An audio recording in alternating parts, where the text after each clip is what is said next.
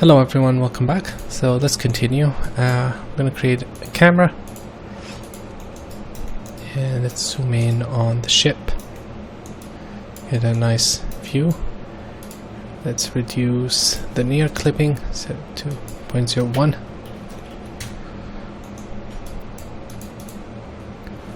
We'll call this render cam 1.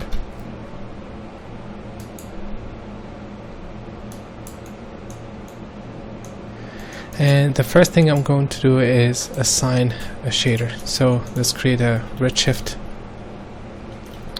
network. Come on, shading.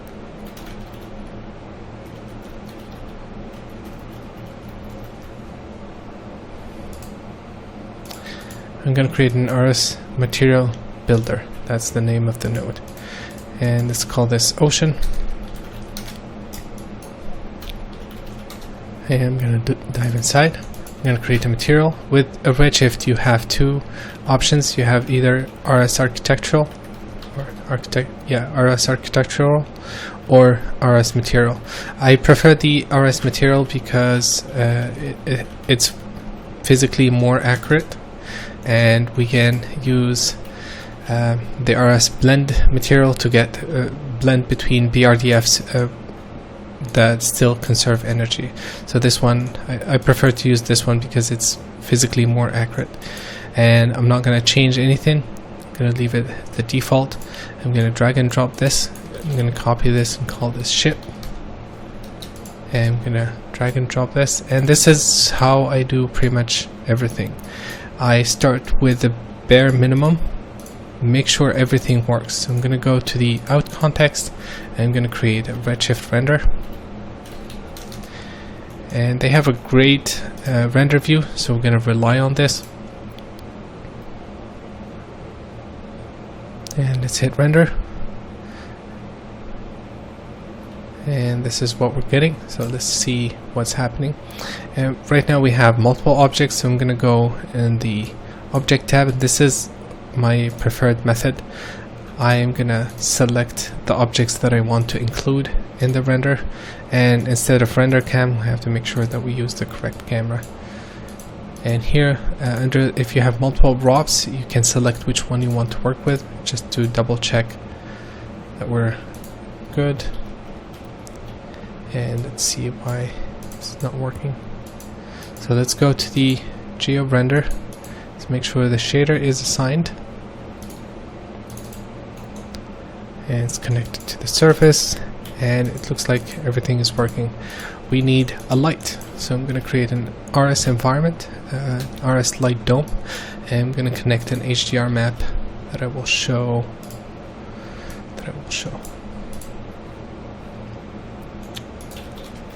So this is from HDR Haven. I don't remember the name of the map, unfortunately, because I named them. But they have a lot of good stuff there. Not this one.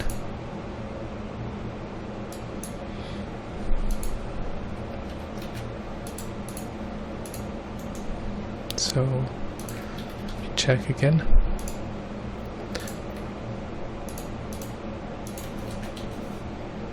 So it's number 6. And it's 341 megabytes, so it's very high res map. And I'm going to use this to start with. Okay, let's go back. Let's call this RS dome and go under the shader dome plate. That's the map, and we can turn on the background if we wanted to. So let's hit render, see what we get. It's gonna take a few extra seconds for it to process that map, and everything is working as expected. We're getting reflection and we're getting the ship. And let's rotate. Okay, I'm gonna rotate the ship to point in the other direction, and I'm gonna zoom in the camera, something like that. And I'll try to have the horizon viewable as well. And let's go back in. I'm gonna hit the play button and this is going to start interactive rendering. So what I'm going to do is I'm going to go to the the material section, and inside the ocean I don't need any diffuse, so I'm going to lower this. We need the surface to be very reflective, so I'm going to set that to 1. You can see the reflection of the ship, and I'm going to leave just a tiny bit of diffuse in there, and I'm going to increase the roughness a bit, maybe 0.2. It's too much. 0.05, and we can start introducing some refraction. Now as I increase this, you will see that it blends with its additive. So if I reduce this, we're gonna get 100% refraction. If I increase this, it's gonna mix both of them. So if I reduce this, you see it's introducing refraction and it's mixing it. And for now we don't have anything underneath, it's just the HDR, but it's fine for now. I'm gonna turn off refraction, and I just need to get the displacement working. So let's pause this and let's create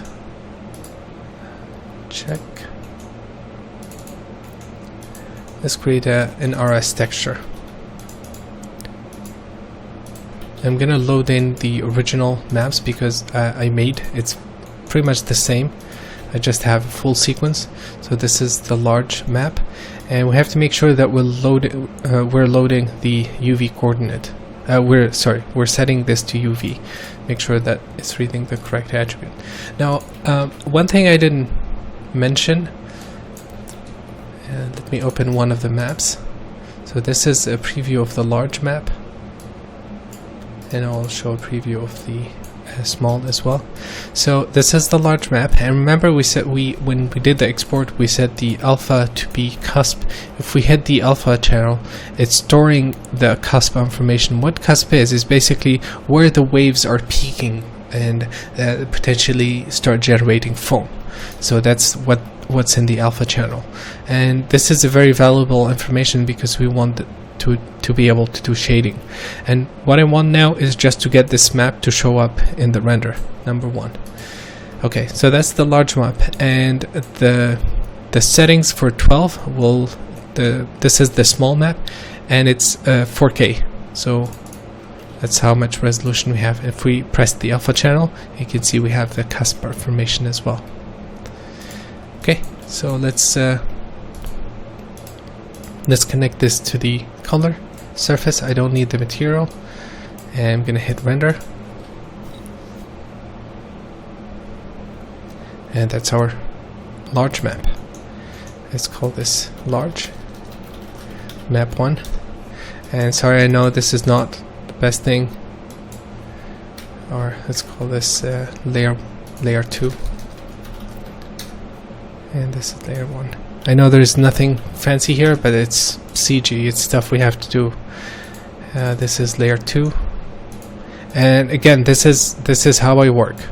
I check, make sure everything is working step by step, and then we're gonna build from there. So I'm gonna copy mid layer 1 and mid layer 1, and now remember we are not going to use the same UV coordinate, we're going to scale them. So the ratio is 2.5 because 500 divided by 200 is 2.5. And I'm going to introduce the offset 0.25, I believe. Let's hit render, and that's our tiling for the mid layer 2 and small.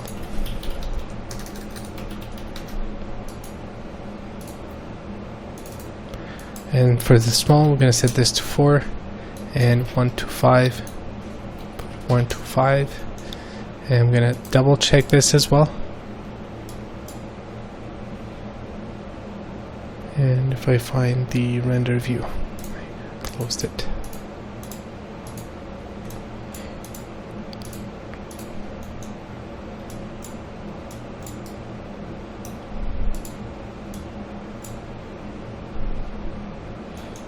Okay, and then the last one, hit render, and it's working. Cool. So the next thing we want to do is we want to add displacement. So let's do that. I'm going to start with a large map, and I'm going to create a displacement node, RS displacement, and I'm going to connect the out color into the text map. And I'm going to connect this into the displacement and make sure we have our surface. And inside the RS displacement, I'm going to set this to a vector because it's a vector field. That's what it is. And I'm going to hit render, and nothing is happening. Now, for the displacement, we need to set a few things at the object level. So I'm going to select the ocean render node. I'm going to go under the redshift. Where is it? Tessellation. So I'm going to go under tessellation. I'm going to enable this. Now this is very efficient, and what I do, by default, if you don't have any crazy resolution that you need, 4 and 6 is a great value. And this is out of Frustum tessellation, it's limited to 4. This is a max.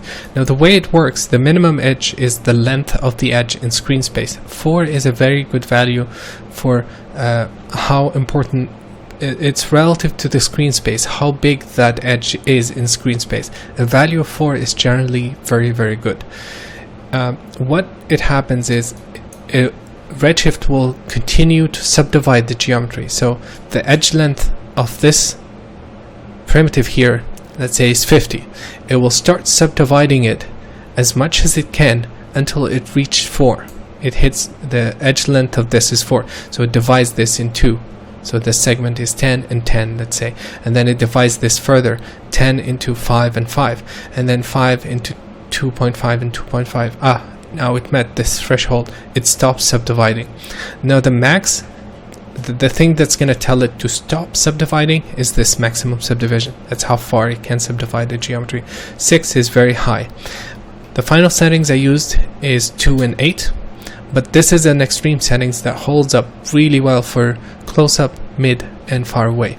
For testing for now, I'm going to set this to 4 and 6, and remember, the smaller this and the higher this, the more subdivision you're going to get. If you lower this by itself, you will always be capped by this. Okay, it doesn't matter how much, how lower the length is going to be, this will restrict redshift. So if you want to subdivide this geometry a huge amount, you will need to lower this, which is really high, and increase this to something really high, and this is ridiculous. So the other thing is, this is a screen space adaptive, so it's gonna place polygons based on their importance in screen. So only the things that we see will be subdivided, and only the close-up areas are going to be subdivided more. As we travel further, it's going to be less and less and less. Now, with this subdivision thing, 4 and 6 is great for geometry, but remember we have a 4K small details map. It's not, those details will not be captured by the displacement unless we go really high, and we will run out of memory. Now, once we, this is only for subdivision, so if you have a character or anything like that, this is what you need to use to subdivide. To tell it to do displacement, we need to turn this option as well. We could do displacement without tessellating. If we have enough resolution, we just want Redshift to push the points for us, we could do that. Now this enabled displacement is basically Redshift is going to analyze the level of details you have in the displacement map, and things that are really fine, it's going to decide to use displacement to turn on bump quickly, bump automatically. So if you have a very high subdivision and Redshift can reproduce those details using bump, it will automatically switch without telling you. And what this is great because it will add a lot of details without having to increase the amount of displacement. If you guys remember from the example where we were messing with the normals to explain the Fresnel, that's what bump is going to do. And those fine details is great approach to use normal bending to get them. So this is a great feature. Now the thing that this may start to introduce, I haven't seen it myself, but could potentially happen, is we start to see black issues here, black artifacts, and in that case we would want to start we would want to mask the displacement so it only happens in this region, and then everything else we may want to turn off the small the small level details or even the mid-level details and just leave the bulky parts, because we don't see it. Once things overlap like this, the details, it doesn't matter too much because it will look almost like a plane. So if you see that, you may want to consider masking things based on depth or based on how far they are from the camera. And we're also going to add our own bump, but we'll talk about that later. So let's turn on enable displacement. I'm going to set this to 4 and 6. I don't know if this is the default. So the maximum displacement, what this is let's say we take this point and we move it all the way up here. The amount we moved that point is too high. We need to tell Redshift that we can do that. Otherwise it will clip the geometry and will not allow us to go beyond the boundaries of the domain of the geometry. So I'm going to set this to 10 just to give us enough padding. And if we hit render now, we should see displacement, and that's our first displacement. Now let's do some tweaking. I think the roughness is very high, and let's take a look at this. I'm gonna transform to get some blue tones, yeah, something like that. And this is our large maps. I'm gonna create another camera. I'm gonna select this. Sorry, I'm gonna select this and create new camera. I'm gonna zoom out, and this will allow me to check things. So render cam 2 and then render cam 3. I'm gonna make it to be super close. So 3, I'm gonna move all the way in, and like that.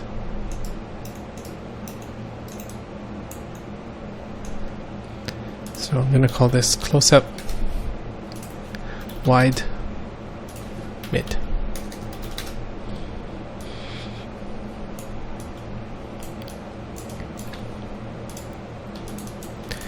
Okay, let's go to the mid.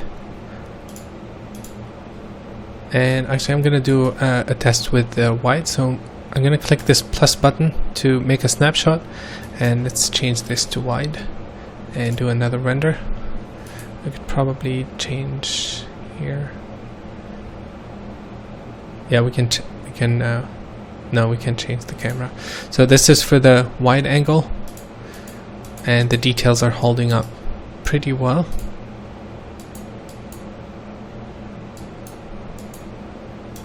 Okay, so let's template this, and what we're going to do now, as you can see, everything is working. I don't have any technical issues. We're gonna start messing with the shader and integrate all the other maps. Right now it's just one. I'm gonna import the attributes and link